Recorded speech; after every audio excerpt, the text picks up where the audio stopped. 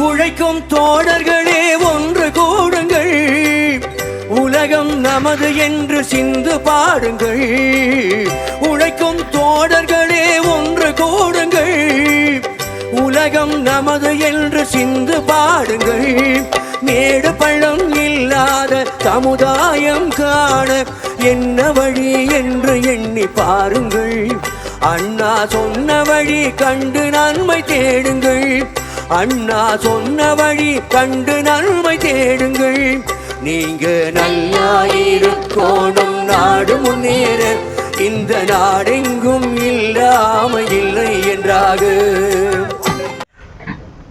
139ஆம் ஆண்டு உலக தொழிலாளர்களே ஒன்று சேருங்கள், நாம் இழப்பதற்கு அடிமை சங்கிலியை தவிர வேறொன்றும் இல்லை என்ற முழக்கத்தோடு இன்றைக்கு உலகம் பூராலும் தொழிலாளர்கள் தினம் அனுசரிக்கப்பட்டு வருகிறது. 139 ஆண்டுகளுக்கு முன்னால் சிகாகோ நகரத்திலே சிமெண்ட் தொழிலாளர்கள் நடத்திய அந்த வீரம் செறிந்த போராட்டம், 8 மணி நேரம் வேலை, 8 மணி நேரம் ஓய்வு, 8 மணி நேரம் உறக்கம் என்கின்ற அந்த முழக்கத்தை எழுப்பினார்கள். அந்த தொழிலாளர்களுடைய போராட்டத்திலே நடந்த துப்பாக்கி சூட்டிலே சிந்திய ரத்தம் தான் இந்த செங்கொடி. இன்றைக்கு இந்த மேதின விழாவிலே இந்திய கம்யூனிஸ்ட் கட்சி, ஏஐடியூசி தொழிற்சங்கம், தங்கவயல் பூராவும் செங்கொடியை ஏற்றி இன்றைக்கு அனுசரித்து வருகிறது. இந்த நேரத்திலே முக்கியமான தகவலை கோலார் தங்கவயல் இருக்கக்கூடிய தொழிலாளர்கள் மத்தியிலே தெரிவிக்க வேண்டும் என்பதற்காக இங்கே வந்திருக்கின்றோம். சுமார் 6 மாதங்களுக்கு முன்பாக இதே தொழிலாளர்களுடைய இந்த இடத்திலே பெமல் கான்ட்ராக்ட் தொழிலாளர்களுடைய நவம்பர் 5 வீரம் செறிந்த போராட்டம் நடந்தது. தங்க வயலில் இருக்கக்கூடிய அனைத்து அரசியல் கட்சிகளும், இந்த தொகுதியினுடைய சட்டமன்ற உறுப்பினர், பாராளுமன்ற உறுப்பினர், ஏன் மத்திய மந்திரி குமாரசாமி அவர்கள், இன்றைக்கு கோலாரில் இருக்கக்கூடிய அனைத்து எம்எல்ஏக்கள் ஆயிரக்கணக்கான நிதி உதவியும் பொருள் உதவியும் வழங்கி இந்த போராட்டம் வெற்றி பெற வேண்டும் என்பதற்காக அந்த 3000 கான்ட்ராக்ட் தொழிலாளர்களுடைய அன்றாட போராட்டத்திலே அவ்வளவு ஆதரவை கொடுத்தார்கள். இந்த பகுதியே தங்க வயலிலே மீண்டும் மிகப்பெரிய ஒரு போராட்ட கனல் உருவாகி இருக்கிறது. தங்க வயலில் இருக்கக்கூடிய அனைத்து பிரச்சனைகளுக்கும் தீர்வு ஏற்படுகின்ற வகையிலே அந்த போராட்டம் அமைந்தது என்று நடத்தினார்கள். 26 நாட்கள் நடந்த போராட்டம். முக்கியமாக அவர்கள் 3 கோரிக்கையை வைத்தார்கள். எங்களை நிரந்தரமாக்குங்கள், எங்களுக்கு சம ஊதியத்தை வழங்குங்கள், எங்களுக்கு வேலையை விட்டு நாங்கள் வீட்டிற்கு செல்லுகின்ற போது, ரிட்டையர்மெண்ட் ஆகின்ற போது எங்களுக்கு ஒரு நிலுவைத் தொகையை வழங்குங்கள் என்கின்ற மிகப்பெரிய கோரிக்கையை வைத்தார்கள். அந்த கோரிக்கையின் அடிப்படையில் தான் தொழிலாளர்கள் அகலும் பகலும் இங்கே பங்கேற்றார்கள். அந்த போராட்டத்தில் இந்திய கம்யூனிஸ்ட் கட்சி நாங்களும் பங்கேற்றோம். நாங்கள் கொடியை பார்க்கவில்லை, கொள்கையை பார்க்கவில்லை, தொழிலாளர்களுடைய நலனை பார்த்து இந்த தங்க வயல் மக்கள், மண்ணின் மைந்தர்கள் நடத்துகின்ற அந்த போராட்டம் வெற்றி பெற வேண்டும் என்று போராடினோம். 25 நாட்கள் வீரம் செறிந்த அதே முழக்கத்தை எழுப்பியவர்கள் 26ஆம் நாள் அந்த போராட்டத்திற்கு தொழிலாளர்கள் யாரை நம்பினார்களோ அவர்களே துரோகம் செய்கின்ற வகையிலே அமைந்தது. அந்த தொழிற்சங்கத்தினுடைய பாரம்பரியம் இன்றைக்கு கோலார் தங்க வயலிலே போராட்டம் என்று சொன்னால் தன்னலம் கருதாமல், சுயநலம் கருதாமல் இன்றைக்கு மக்கள் நலனை கருந்து ஆதரவு கொடுக்கின்றவர்கள். ஏனென்றால் இந்த மண்ணிலே பிறந்தவர்களுடைய வரலாறு, இந்த மண்ணிலே இருப்பவர்களுடைய வரலாறு தியாக வரலாறு. ஆனால் அன்றைக்கு இந்த போராட்டத்தை வழிநடத்தி வந்த சிஐடி தொழிற்சங்கம் தொழிலாளர்கள் மத்தியிலே மிகப்பெரிய ஒரு நம்பிக்கை ஏற்படுத்தினார்கள். நாம் இந்த வேலை நிறுத்தத்தை டெஃபர் செய்ய வேண்டும், மேனேஜ்மெண்ட் நம்மை அழைக்கிறது, நாம் உள்ளே சென்றால் நம்முடைய அனைத்து பிரச்சனைகளும் தீர்வு ஏற்படும் என்கின்ற ஒரு உத்தரவாதத்தை கொடுத்தார்கள். தொழிலாளர்கள் கேட்டார்கள். குமாரசாமி அவர்கள் மத்திய மந்திரி அவர்களே இங்கே வந்தபோது அவரும் அதைத்தானே சொன்னார், எழுந்து வாருங்கள், நான் பேச்சுவார்த்தையை நடத்துகின்றேன் என்று. ஆனால் அன்றைக்கு குமாரசாமி அவர்களிடம் நான் பேசுவதற்கு காரணம், அந்த தொழிற்சங்கை நடத்தியவர்கள், சிஐடி தொழிற்சங்கத்தை சார்ந்தவர்கள் என்னை கேட்டுக்கொண்டார்கள். எந்த காரணத்தை கொண்டும் எங்களுடைய போராட்டம், இந்த போராட்டம் எழுப்பப்படக்கூடாது.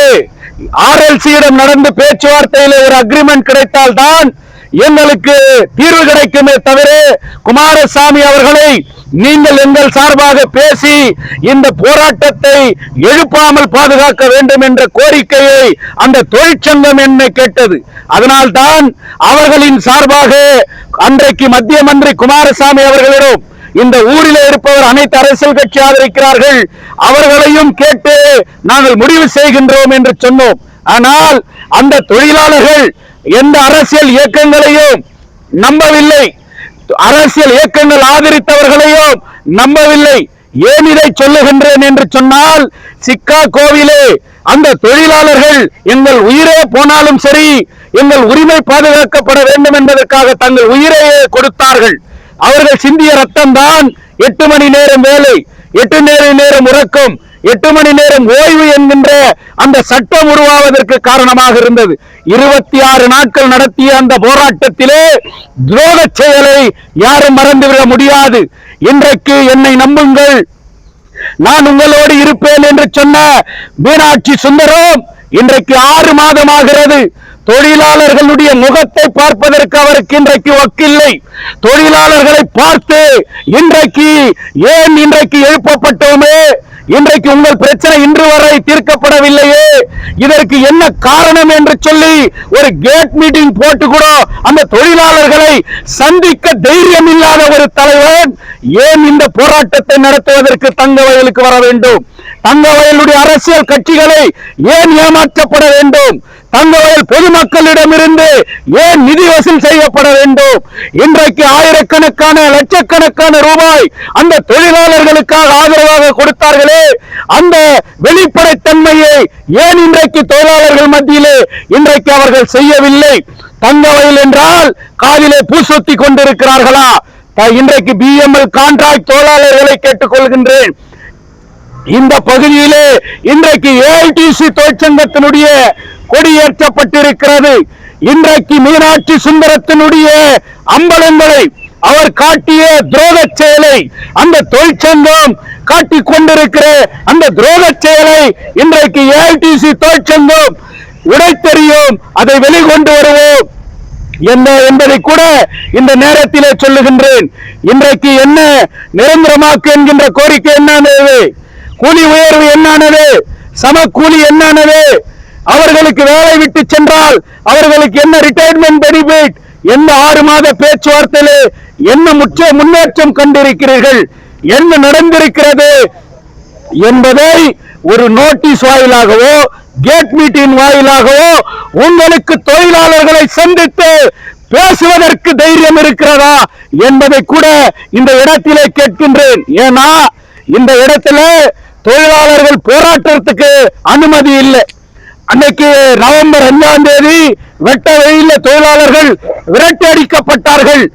நாங்கள் தான் அந்த 6ஆம் தேதி இங்க வந்து, அன்னைக்கு இருந்த சசிரஞ்சன் அவர்கள் இன்னைக்கு மறைந்தார், ஆனால் அவரை யாரும் மறக்க கூடாது. அவர் இந்த தொழிலாளர்களுக்காக போராட்டத்திற்கு அனுமதி கொடுத்தார். அவர் கொடுத்த அனுமதியிலே தான் இங்கே போராட்டத்தை நடத்தினீர்கள். அந்த தொழிலாளர்களுக்கு நான் சொன்னேன், உங்களில் ஒருவன் நான், உங்களோடு இருப்பேன், உங்கள் போராட்டத்திற்கு ஆதரவாக இருப்பேன், பந்தல் அமைக்கப்படும், போராட்டம் நடத்தப்படும், உங்களுக்கு அனுமதி பெறப்படும் என்று அதை பெற்றுக் கொடுத்தேன். எல்லா விதமும் போராட்டம் ஒரு கட்டத்திற்கு வந்தபோது அது நிறைவேறக்கூடாது, நிறைவேறிவிட்டால் வேறு ஒருவருக்கு பெயர் சென்றுவிடும் என்கின்ற அந்த எண்ணத்தால் இன்றைக்கு கான்ட்ராக்ட் தொழிலாளர்களுக்கு சோழர் மீனாட்சி சுந்தரம் மிகப்பெரிய துரோகத்தை செய்திருக்கிறார். இது பொது மேடையிலே கூட நான் பேசுவதற்கு தயார். அதனால் BML கான்ட்ராக்ட் தொழிலாளர்கள் ஒன்றுபட்டு நிற்க வேண்டும். உங்களுக்கு AITC தொழிற்சங்கம் உங்களோடு இருக்கும். அதே நேரத்தில் இன்னைக்கு BGML தொழிலாளர்களுடைய நிலுவைத் தொகை இன்றைக்கு மிகப்பெரிய பிரச்சனையாக இருக்கிறது. தங்க சுரங்க தொழிலாளர்களுடைய குடியிருப்புகள் இன்றைக்கு சொந்தமாக்கப்பட வேண்டும் என்று இருக்கிறது. தங்க வயலிலே இன்றைக்கு தின பயணிகளுக்கு இன்னைக்கு அவங்களுடைய அந்த 16 பெட்டி 12 பெட்டின்னு சொல்லி இன்னைக்கு அவர்கள் அவதிப்படுகிறார்கள். இப்படிப்பட்ட சூழ்நிலைகள் இருக்கிறது. தொழிலாளி வர்க்கத்தினுடைய வரலாறு பெற்ற தங்க வயலில் மிகப்பெரிய அநீதி நடந்து கொண்டிருக்கிறது. அதையெல்லாம் ஏஐடிசி தொழிற்சங்கம் சிபிஐ உங்களோடு நின்று போராட்டத்தை நடத்தும் என்று சொல்லி இந்த மண்ணிலே நடந்த போராட்டத்தை துரோக செயலால் அவர்களுடைய சதியால் அந்த போராட்டம் நிறைவேறாமல் போனது. இன்றைக்கு அந்த போராட்டத்தினுடைய விளைவு என்ன என்பதை வெளிச்சொல்ல முடியாத அளவுக்கு அவர்கள் இருக்கிறார்கள். உடனடியாக அவர்கள் சொல்லவில்லை என்றால் பெமல் கேம் கேட் முன்னால் மிகப்பெரிய போராட்டத்தை நடத்தி அவர்களுடைய துரோக செயலை நாங்கள் வெளிப்படுத்துவோம் என்று இங்கு எச்சரிக்கின்றோம்.